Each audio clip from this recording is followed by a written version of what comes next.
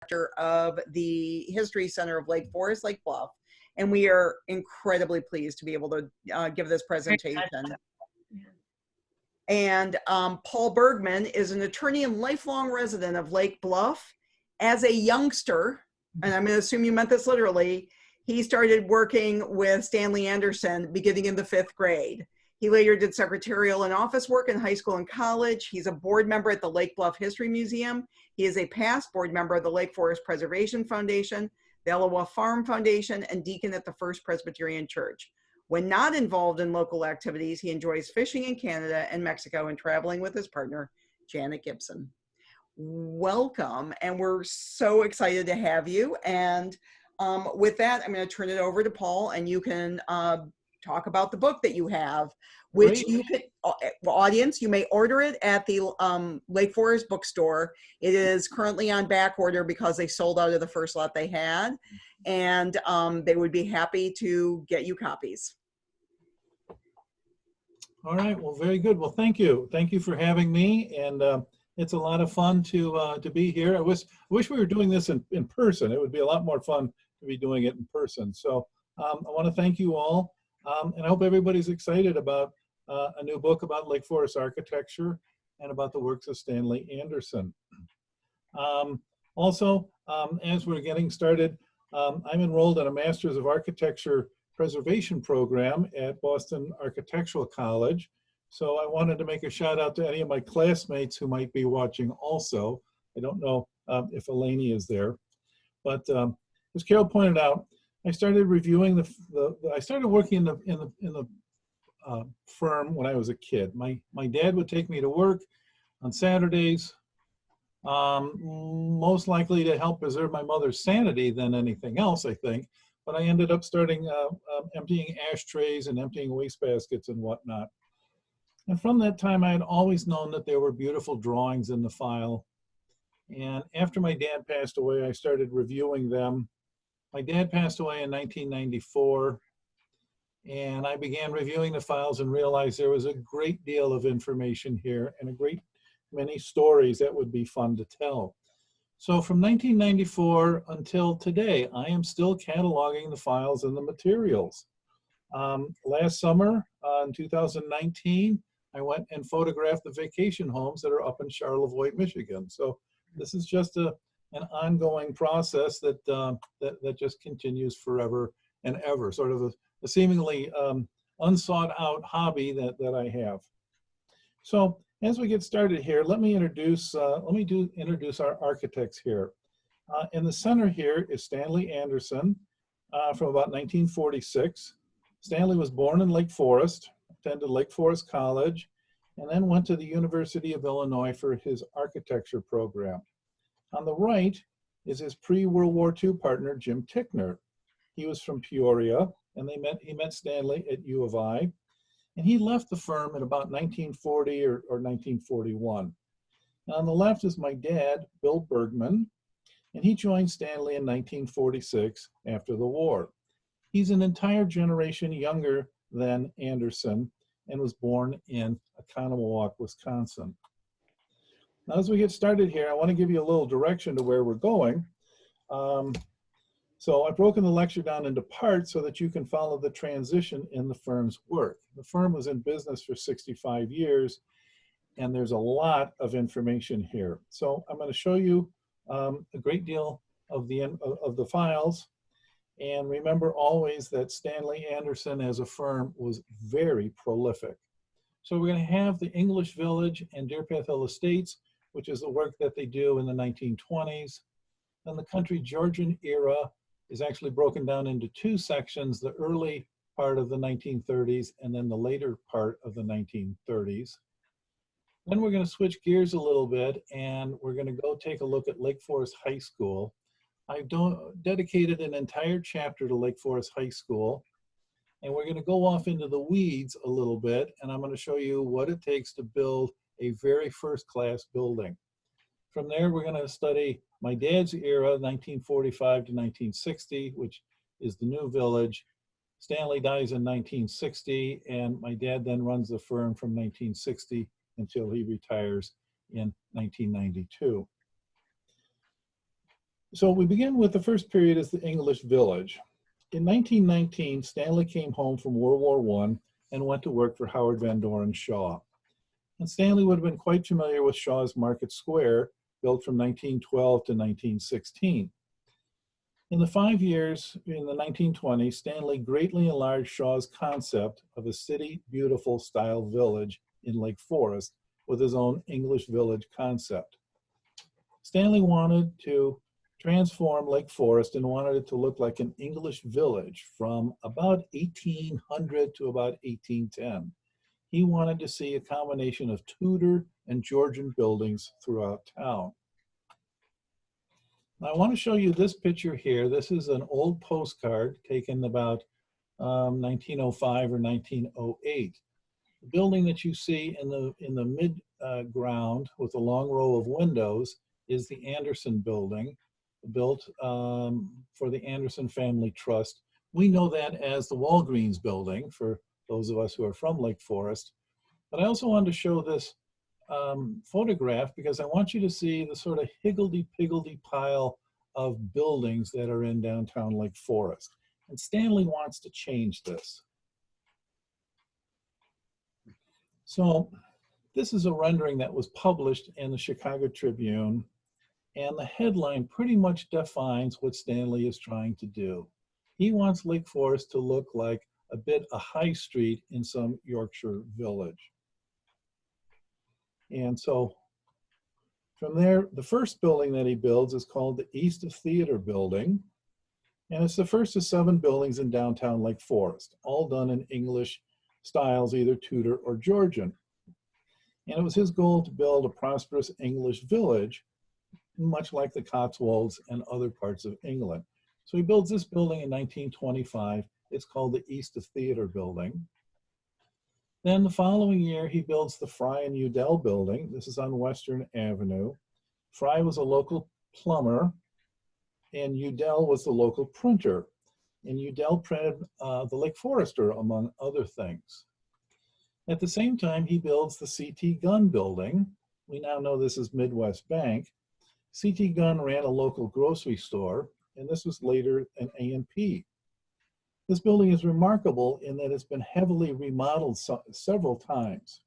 It originally only had 2 gables, and the hooded door that you see with its stone surround was between the 2 gables. The door, with all of its masonry, was moved over to the left side of the building in 1933. In the 1980s, the building was again substantially revised, now with a 3rd gable seen on the far right. Even though this building has been extensively remodeled, it still retains its essential Stanley Anderson essence. Now, the next building is on Bank Lane, and this is part of Stanley's concept of connecting Bank Lane on the north with Market Square to the Deer Path Inn on the south end of Bank Lane. And so this small storefront has had many stores over time, and it's right next to the Market House restaurant, which used to be the police and firehouse that Stanley also remodeled.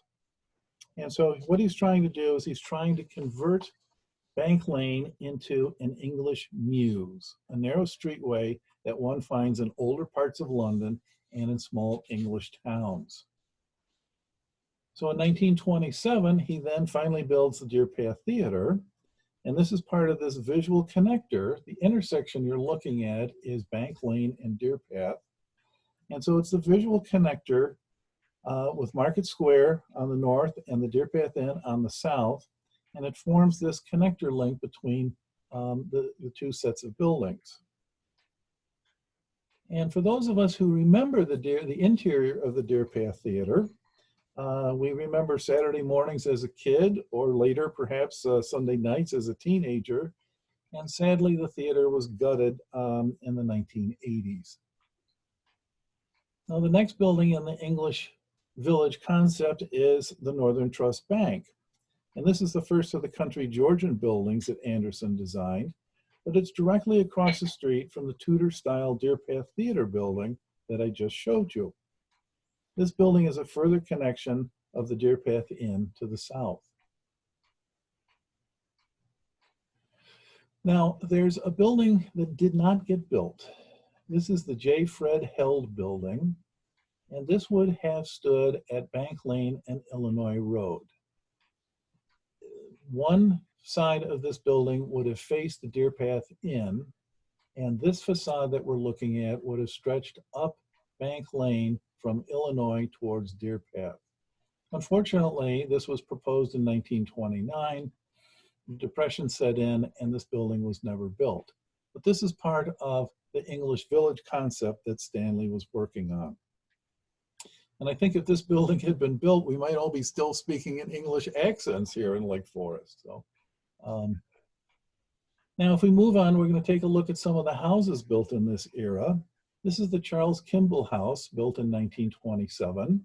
So while Stanley is building all of these buildings in downtown Lake Forest, he's also building plenty of houses in town. Now, this house is truly an English Tudor house. You can see the classic exposed beams in the stucco, which is called wattle and daub if you're in England.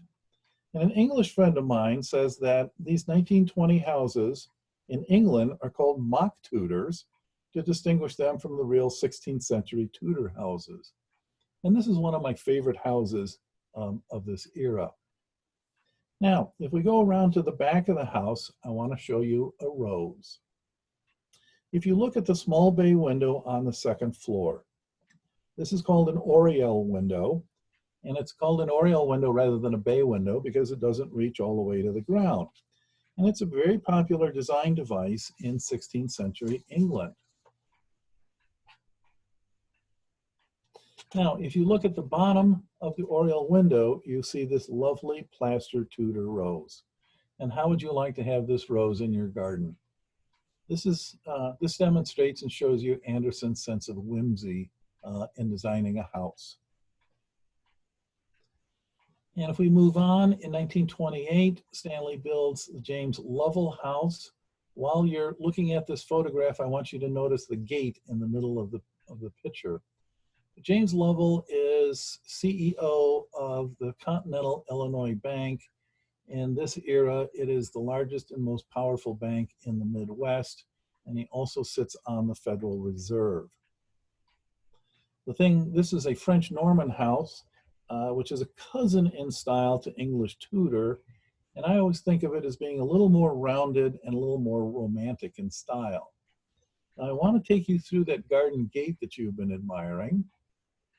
And as if we poke our heads into the courtyard, I want you to look at the iron gate. French Norman houses are country houses and tend to be fortresses as well as elegant homes. And an iron gate like this would have been used as a defensive mechanism to help keep the desperados of the neighborhood out of the garden. And the other thing I want you to admire is the wonderful stair tower that's behind it. So as we go into the house, I want to show you the living room gallery. This is a galleried living room. I'm showing you the living room from the lower floor. And you can see it has these beautiful trusses in the ceiling. And when we take the reverse view, standing up on the gallery, we can look through the trusses and see all of the intricate woodwork. I have a book from Anderson's library collection that describes how to do French truss work. And so we can see that he's very much a student of what he's trying to design. At the same time, in this 1925-1930 era, Stanley is building a subdivision called Deer Path Hill Estates. And he and Henry Turnbull have launched this in 1926. We know the area today as Kingmuir Road at Deer Path here in Lake Forest. And the Depression is not going to be very easy for Henry Turnbull. So this is the gates at Kingmuir, and this is how it looked in 1927. And the house behind it,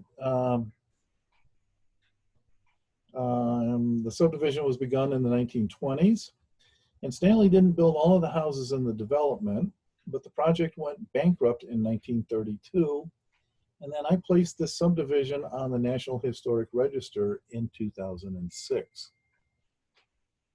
So this is Henry Turnbull House number 2. This later became nicknamed Big Frenchie. Bill Bergmann remodeled it a number of times. but it's labeled Big Frenchy because Anderson was quite proud of his French design work. He'd been educated at the École des Beaux-Arts in Paris at the end of World War I and took a great deal of pride in his French design work. And you can see this photograph is in the dead of the winter, but it's still a grand house. And so we're going to take a quick look at it. Here's the front door with its lovely sculpted door windows. You can see the wonderful French curves in the door panels. And then I want you to look at the wrought iron Juliet balcony over the front door. When we go inside, here is the dining room. While the rest of the house is pretty terrific, I want you to see the formal French provincial paneling that's in this room and see how lovely it's been articulated. And then I want to show you in particular this corner cabinet. There are 3 of these cabinets in the dining room. The 4th corner is the entrance to the kitchen. And notice the shell in the hutch.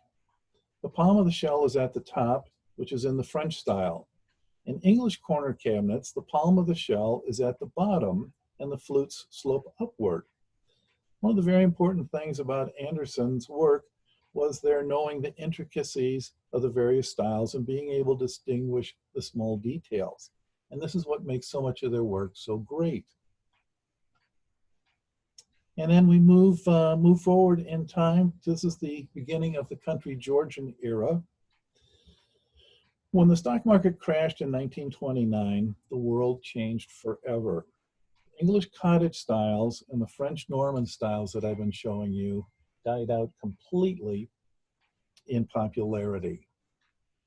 And so the first building that we see is the First National Bank. I showed this to you just a second ago with the English Village. And I want you to notice a triangular form on the face of the bank. This form is called a pediment in architectural terms, and we're going to see this form throughout the rest of this program. Now here's a picture of the main banking room and the downstairs vault room. Whenever I'm in downtown Lake Forest, I always try to walk through the main banking room. This is such an elegant room. It was originally paneled in oak paneling, and the Northern Trust painted this room. They painted the woodwork in the 1990s. If you're in the bank lobby and have an extra few minutes, go down the lobby stair and admire the beautiful wrought iron gates that are in the vault area. So then we move forward to 1932.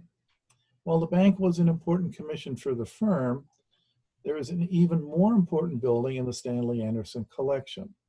As the Depression closed in, Georgian architecture became very popular. And it is this, King Brevard, that is the design base and refinement for Stanley's extraordinarily popular country Georgian style. Suzanne King Brevard died in 1928 and left an extensive trust fund, approximately $4 million, to build and endow a retirement home for elderly women. Her endowment built an 80-room retirement house for, as the Tribune said, spinsters of gentle birth and good breeding, as the Tribune's send-up headline reads. What this really means that it is a retirement home for women that are over the age of 60, either widowed or unmarried, and without sufficient funds. So if you were admitted to King Brevard, you got to live here for free for life. So King Brevard, here's the front facade of it. It was begun in 1932 at the very bottom of the Depression. All of the other architects at this point, all of the construction firms, everybody is bankrupt. And so building this building was a great big event in the Chicagoland area. And here you can see the formal temple front with a triangular pediment over the entrance. Notice the oculus window and small dormers. This is part of the highly developed scale that the firm used. This is a huge facility that doesn't look overpowering. You like the size of the building because it's appropriately scaled.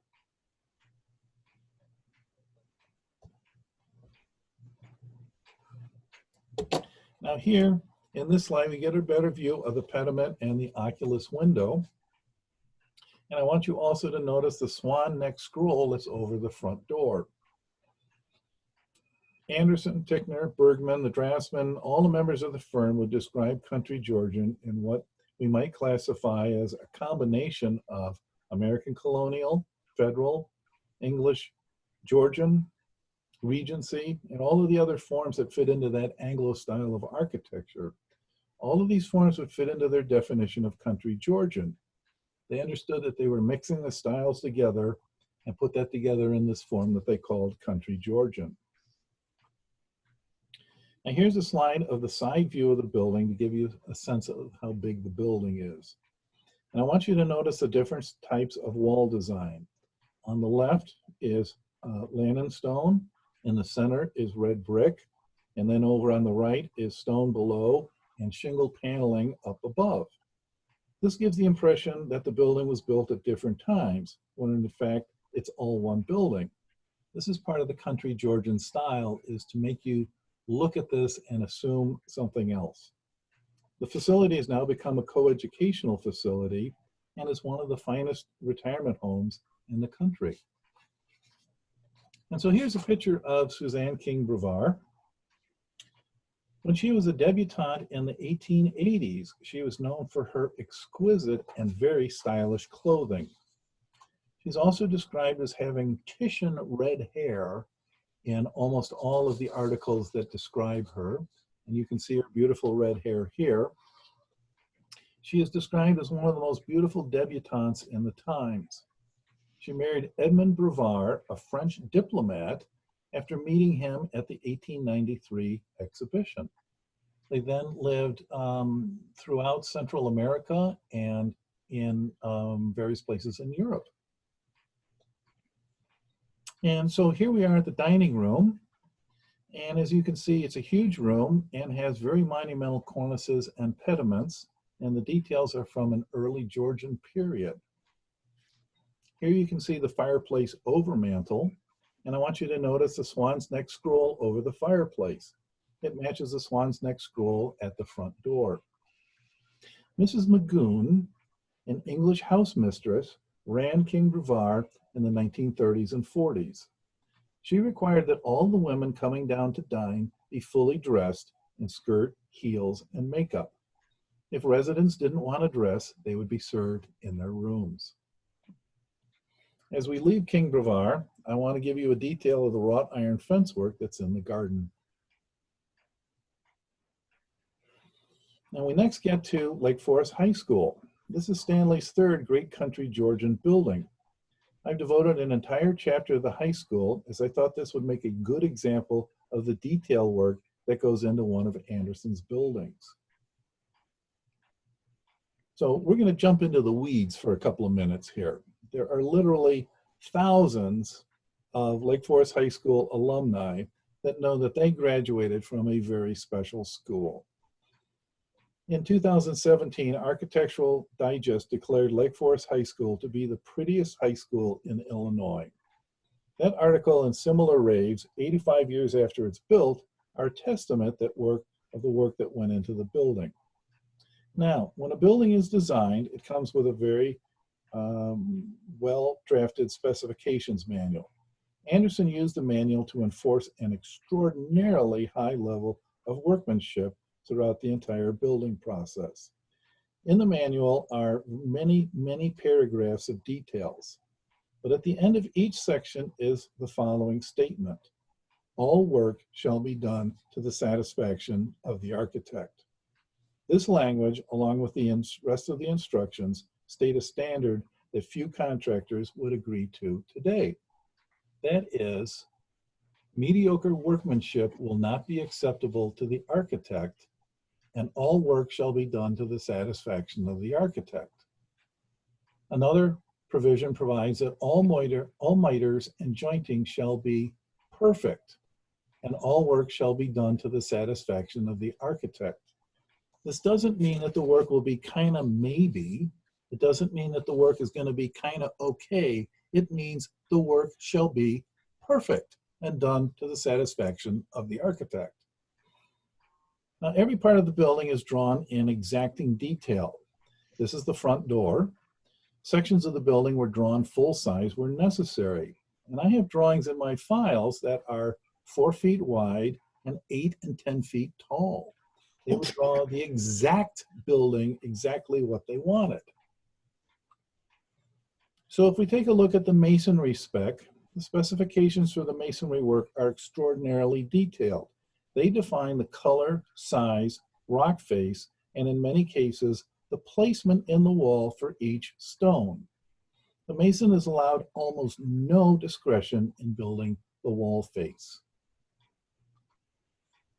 And here we have a picture of the lintels that are in the building today and the drawings that accompany them. The arch over the doors and over the windows is called a lintel, and for the school, Anderson designed exactly how each lintel was to be built. And here you can see the lintels as drawn and as executed. He specified the width of each stone in the arches, as well as the height and the intersection with the horizontal stonework. We then get to brickwork. The details for the brickwork are also as exacting as the details for the stonework. Ground brick means that the edge of each side of the brick is cut from a rectangular shape to a trapezoidal shape. This drawing is to show the many different brick lintels that are in the school building. And they're all done in one drawing to assist the general contractor, and then they are each drawn full size for execution by the contractors. Each one of the bricks shown on this drawing is ground or shaped to conform to a fan or an arch. Here are 2 windows showing the bricks in a fan shape, and above them the drawings provided to the mason to shape the bricks. The masons would grind or shape the bricks at their shop and then stand the bricks on the drawing to make sure that the bricks complied with the directions. On the flat lintel on the right, notice the brick intersections with the horizontal bricks.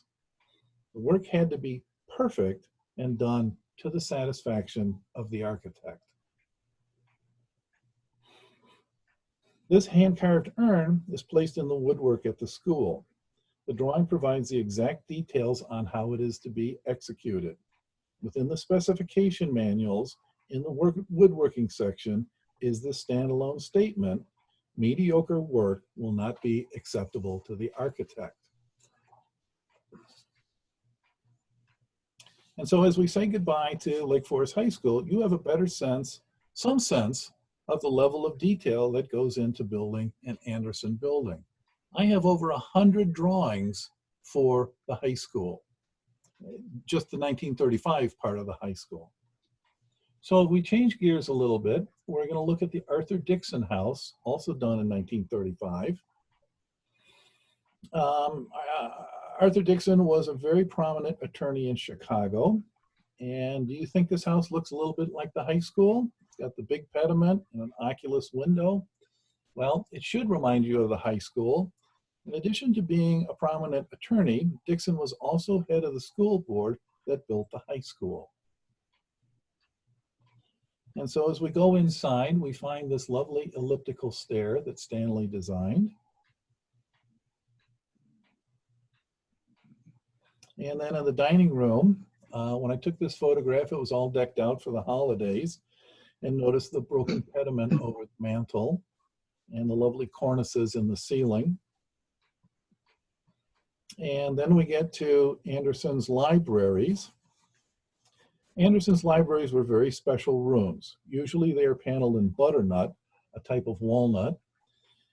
Butternut is known for having virtually no graining, no knots, and no other blemishes. It was used for its lovely transparency of green. Other woods used in the paneling in some of the libraries are oak and sometimes knotty spruce. But the libraries are always considered cozy rooms where the family gathers. The next house we're going to look at is the McIlvaine House out in Westlake Forest. Stanley and Marty, his wife Marty, were very good friends with the McIlvaines and played cards and dined often. In 1935, the McIlvaines visited cousins in Owings Mills, Maryland to watch the Maryland Cup horse race. They stayed at Stemmer House, a 1730s house for which this house is modeled. Included in this house are the half gables that adds to the distinctive look of the house. And here's the stair hall. The floor is covered in hard tiles. Mrs. McIlvaine was quite a horsewoman and had her Stanley Anderson designed stable next door to the house. Often riders would enter the house in riding boots, and the hard tile floor was easy to clean and resisted scratching. And here we get to the McIlvaine living room. Again, a very elegant, very understated room with lots of design style to it. And as we move into the later Depression era, the more country Georgian era, I have to ask, are you seeing anything out there that you like so far? One of the things that happens in this era, I think, is that the houses get a little smaller and the detailing gets a little lighter in trend. So the first thing we look at is, sadly, we look at Lake Forest Hospital.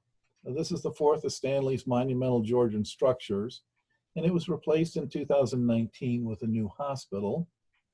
The hospital construction was begun just as World War II broke out, and it had special permission from the federal government to requisition building supplies to allow it to finish in 1942.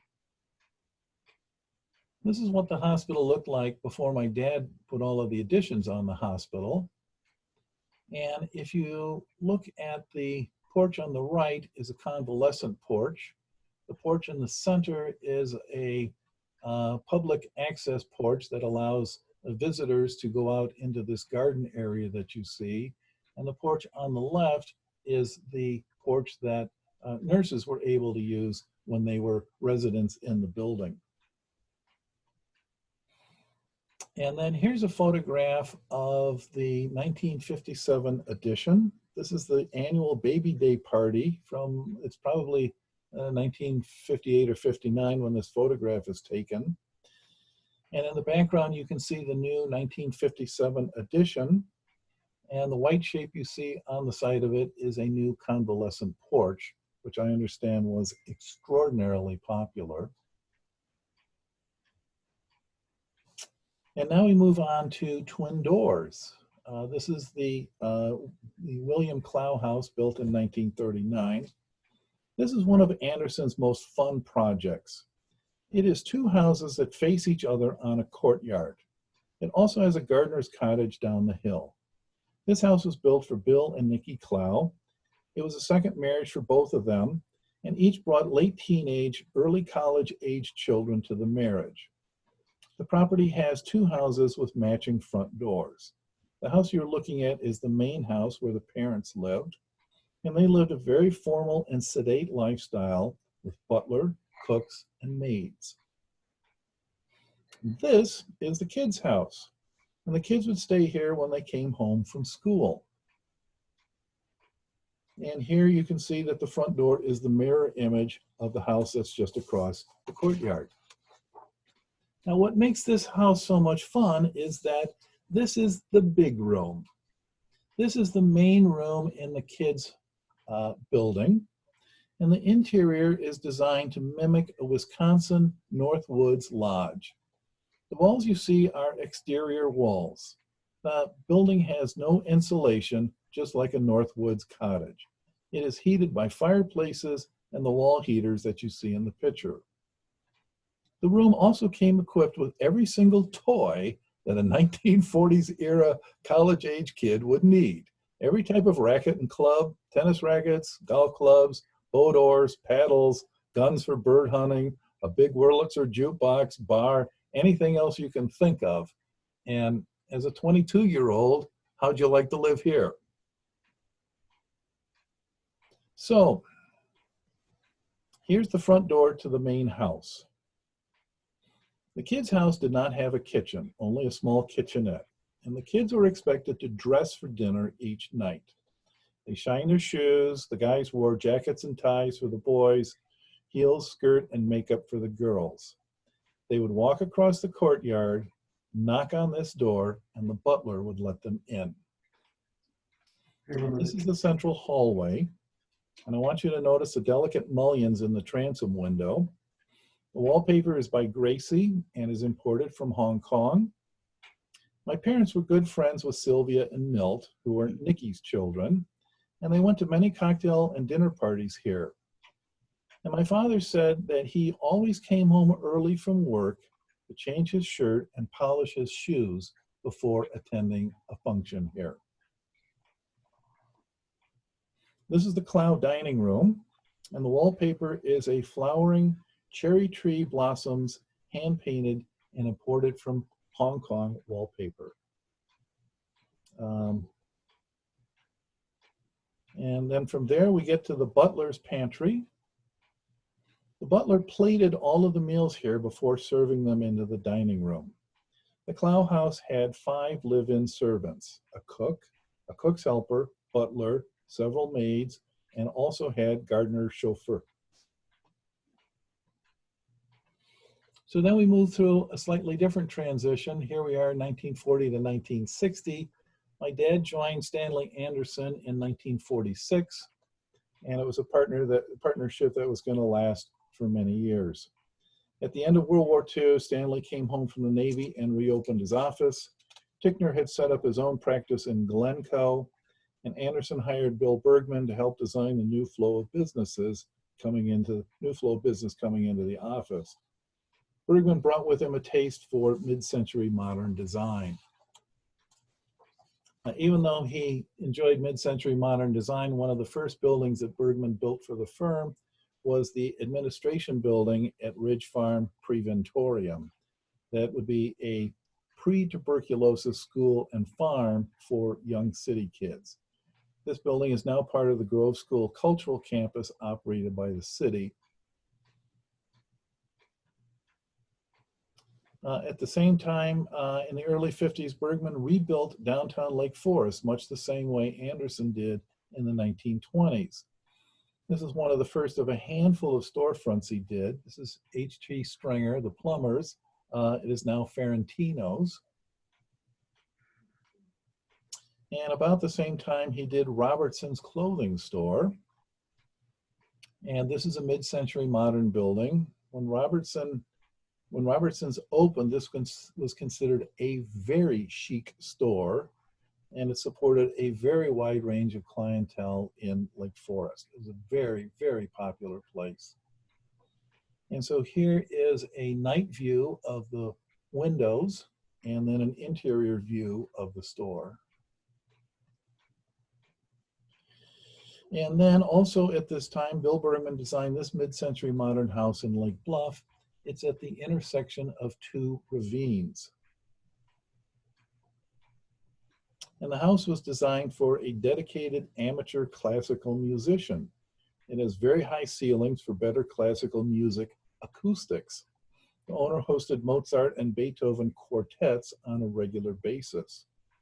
You can see the living room is modern and simple. There are no cornices or details. The only ornamentation in the room is the redwood beams and floor-to-ceiling glass windows. Then we get to Mrs. Huntington Henry's house. So at the same time he's designing the Sims house, he's also working on a French provincial house for Mrs. Henry and her daughter. This small jewel of a house sits on almost 2 acres of land. It's intentionally small to mimic the small urban 18th century houses found in the environs around Versailles. And so as we go inside, you can see the main stair. This is Bergmann's take on a spiral stair. And I want you to look at the detail of the wrought iron stair rail. Bergmann studied French architectural details for several months before beginning the design of this house. And here's a detailed view of the wrought iron stair rail. The wrought iron balusters are handmade. This is hand-forged ironwork, and it's all based on French patterns.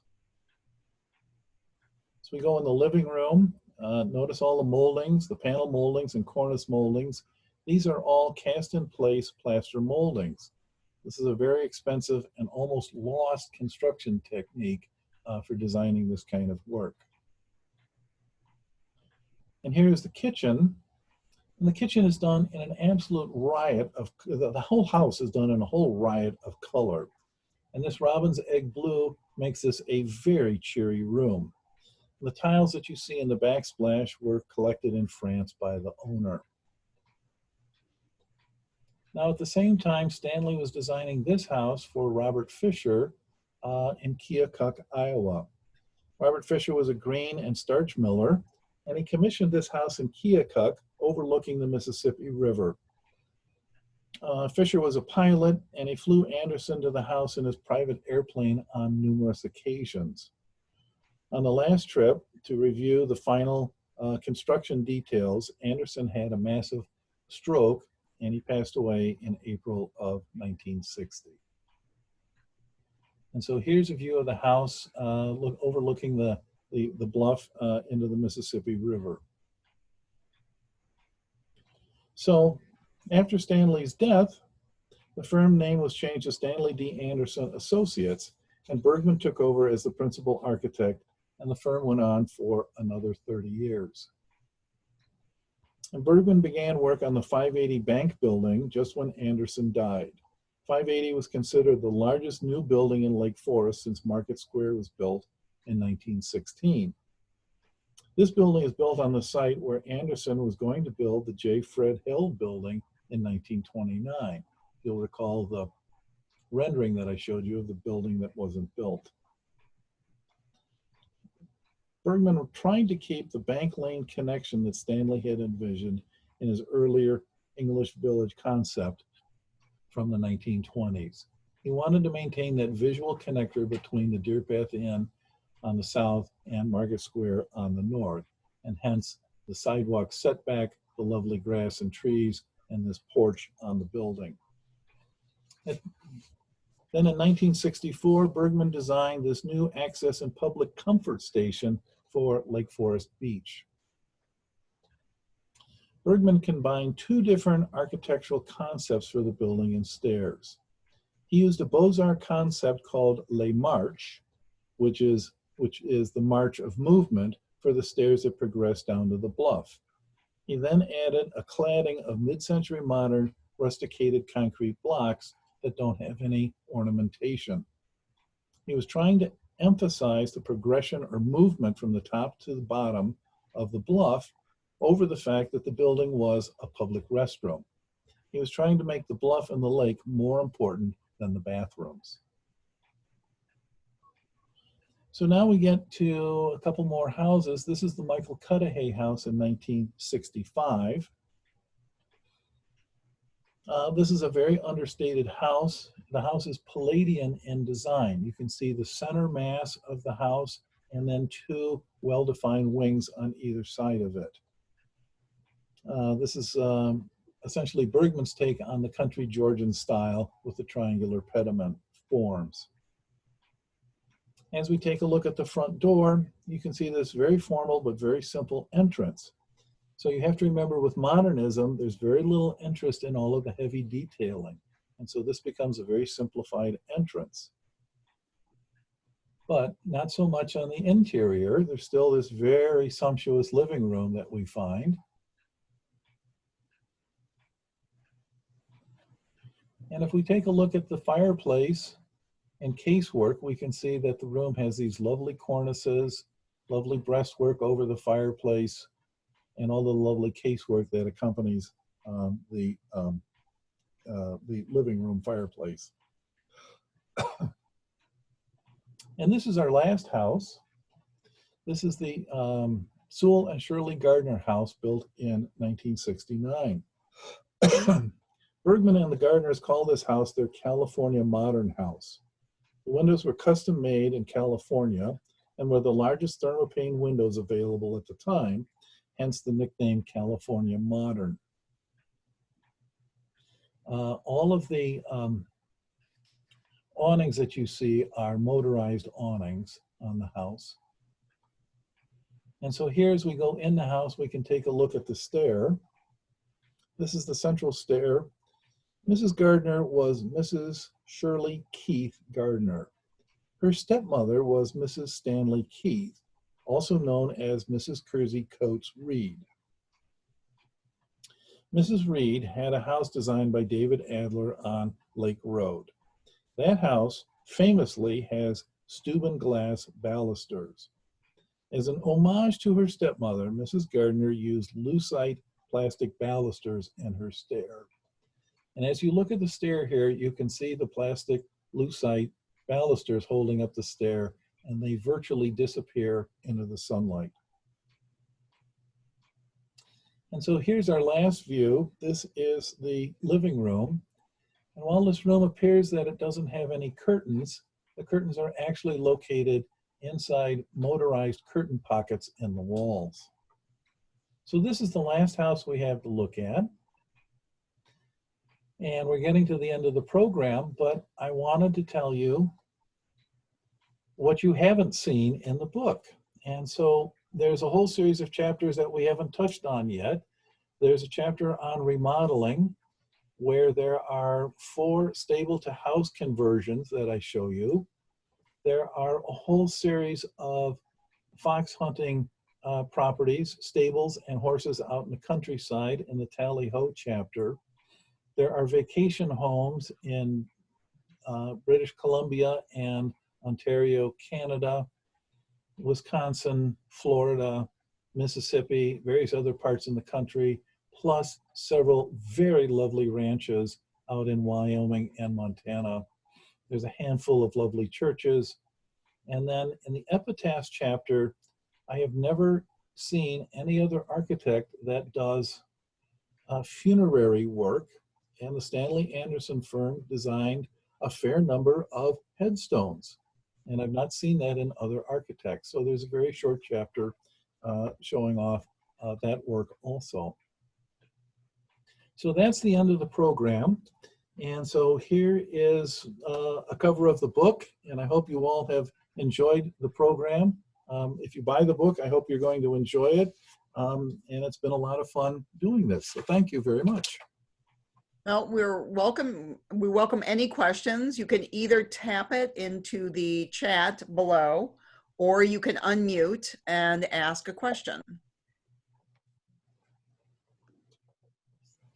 Paul, I was wondering, hi, it's Linda, if you found out any surprises or anything you really didn't know either about your father or the firm in going through all the materials. How many surprises? Maybe, I think there's 10,000 drawings in the file. There may be 10,000 surprises that I've also come across. It's been a surprising sort of journey to go through and see all of the buildings, all of the lovely things that they did along the way. And I often marvel at the maturity and the ability they had to do this much work just on a day in and day out basis. So that's sort of one of the biggest surprises of what I found with this. Paul, this is JJ, John Johnson. Hi, JJ. Do you have a story you could share about actually being on the construction site of one of these buildings or spilling something on one of Dad's drawings and what he might have said? I don't know if I'm going to tell that story. I have a number of renderings and drawings that have coffee stains on them. They have cigarette burns on them. One of the fun things about opening up one of the drawer files, I have these huge cases of drawings down here in my basement. And on a warm, sort of nicely humid summer day, if you open up the drawer case, you can smell the aroma of the tobacco coming off of the drawings. And, you know, the guys haven't been there smoking and, you know, working on the drawings for quite some time. So. We have one typed question, and it was, did the firm ever design landscape with a house? And what type of landscape architects did they admire or work with? They worked with a number of landscape architects on a regular basis. Manning, Warren Manning, they did a lot of work with. They worked with O.C. Simons. There's another, I'm trying to think of the woman landscaper. that did work here in Lake Forest. There's a whole handful of landscape architects that they worked with. And then occasionally they did their own landscape work also. Tickner built a house in Bannockburn and took over doing almost all of the work there, including designing a formal garden and designing a formal garden tea house. That's really quite lovely for that. So they did a lot of work with the professional landscapers. Right. There was another question. Did you ever think about pursuing architecture given your history and immersion? You know, my dad asked me to join him in the firm. I was in that sort of transition place between high school and college, and what I found was that I sort of had always done the paperwork in the firm. So in high school and certainly in college, I'd come home and he'd have all of these bills backed up that I had to type and all of the certificates and all the other things. And so I was very aware of all of the paperwork that was involved with it. What I didn't care for was the doing all of the drawing work. And I look back now and think, you know, maybe I should have taken a little closer look at that. So I ended up going to law school and instead of going into the architecture business. All right, we have another one from Tom. Paul, David Adler famously relied on his extensive library to crib details line for line from historic European houses. To what extent did the Anderson practice similarly turn to those magnificent books published in the teens, 20s, and 30s, documenting the best of classical and traditional architecture? And to what extent were their details, railing, stone carving, plasterwork, created ex novo from scratch, or were copies? Wow, you have asked an enormous question. This is an argument, I want to say, this is a discussion that goes on in the firm endlessly. The guys in the firm, Anderson, Tickner, my dad, and the draftsman also felt that it was not correct. It was not the right thing to do to go and copy someone else's work. And so you would not lay a drawing, a piece of tracing paper down on someone else's moldings. And I have in my collection the entire White Pine series, which has dimension drawings in it, all sorts of other books that have drawings in it. There's all sorts of possibilities of doing that. I'm only aware of 2 or 3 instances where they went out and copied somebody's building. Stemmer House, the McIlvaine house that I showed you, is a facsimile of Stemmer House. It's not a copy, it's very highly similar. And when you see the two of them together, you can say, oh, one is the child of the other. Another one that they did is a house in Deer Path Hill Estates, which is patterned after a Sir Edwin Lutyens house called Greywall's Gullen in Scotland. And what Stanley did was he took a monumental house in Scotland and scaled it down to essentially a 3-story house in Lake Forest. Well, again, when you take the photographs and put them side by side, you can say, oh, these are related, but they're not copies. And so there's a rather straight line in the sand there of saying, we will, like jazz musicians, will steal, will emulate, will borrow, but we're not going to copy.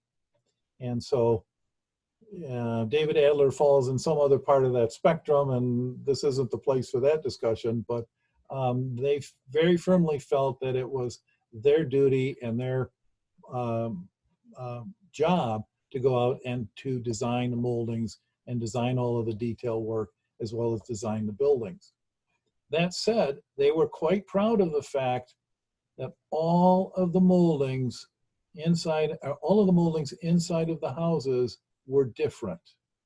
So that if Mrs. Jones and Mrs. Smith were standing at the bar at a certain country club that we all know, they could not say, oh, you got my molding. That they made it a point to stay away from that. So all of the moldings are different. So if you have a Stanley Anderson house and I have a Stanley Anderson house, the moldings, at least in the principal rooms, do not match. Fascinating. All right, so Mary Saville said that they believe they own an early 1927 smaller Anderson home. How might they go about validating that? Call me, send me an email. I've been working on since 1992. I have been working on a huge access database, and I can really pretty quickly check to see if it's an Anderson house or not. Sometimes it's difficult if you don't have direct information about the address of the house or information about who built the house. Sometimes it takes a little sleuthing, but about 98% of the time I can tell you whether you're in an Anderson house or not. And unfortunately, there's a lot of Anderson wannabe houses in town. So I try and police the realtors, but I'm not always successful in doing that. All right, anybody else out there with questions? All right, well, I want to reiterate again, we're right at 8 o'clock. The book will be available at the Lake Forest bookstore. They ran out very quickly. They are reordering it. They just ask. You can call and put one on order. Just be patient. And Paul, we are so thankful for you presenting. This was fascinating, really, really amazing. Well, I hope everybody had fun with this. And if you have questions, send me an email or send Carol a note. You can pass it on to me, and I can answer questions that you might have. So, and there's a lot more work out there. There's a lot more Stanley Anderson stuff. So you haven't seen it all by any means. So volume 2 coming soon. Right. So buy the book first, then you'll be set. Thank you. Thanks a lot, Paul. Thank you. Thank you. Thank you, This is Paul. Bob, Bill from Missouri. Thanks very much. Thanks, Thank Paul. you. Thank you. Thank you all. How do we email you? Yeah, thanks a lot. Paul. We- Thank you. Thank you, Paul. Uncle Paul. Yeah.